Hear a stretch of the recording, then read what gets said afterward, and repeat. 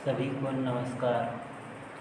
साथियों, TGT, PGT, LT grade, GIC प्रवक्ता के क्रम में आज हम लोग राजनीति विज्ञान में चौथा टॉपिक जीन बोंदा को देखेंगे। बोंदा का जन्म 1530 ईस्वी में और मृत्यु 1596 ईस्वी में हुई थी। बोंदा का जन्म फ्रांस में हुआ था। संप्रभुता विषयक सिद्धांत दिया था बोंदा। संप्रभुता का स्पष्ट और विस्तृत प्रतिपादन सबसे पहले बोंदा द्वारा ही किया गया था। संप्रभुता का स्वरूप अन्य संगठनों की तुलना में राज्य का विशेष लक्षण उसकी संप्रभुता है। संप्रभुता की परिभाषा बोंदा के शब्दों में संप्रभुता नागरिकों और प्रजाजनों के ऊपर ऐसी सर्वोच्च शक्ति है जो विधियों द्वारा मर्यादित नहीं की जा सकती है। इसका तात्पर्य यह है कि राजा अपने नागरिकों और प्रजाजनों पर किसी प्रकार का कोई भी कानून बनाने का अधिकार रखता है।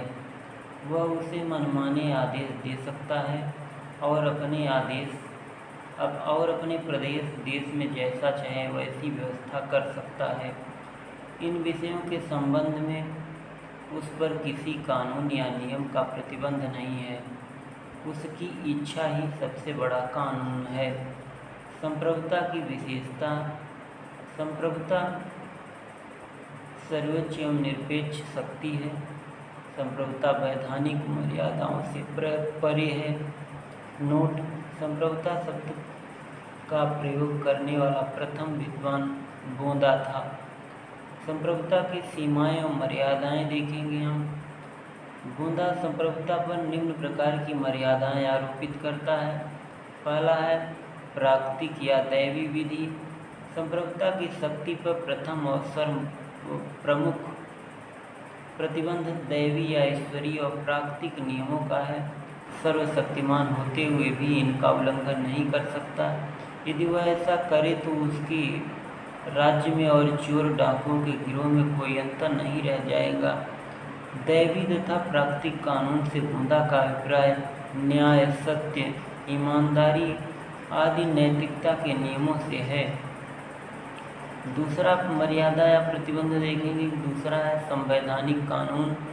बोंदा का विचार है कि संप्रभु राज्य के संवैधानिक कानून के विरुद्ध भी आचरण नहीं कर सकता है।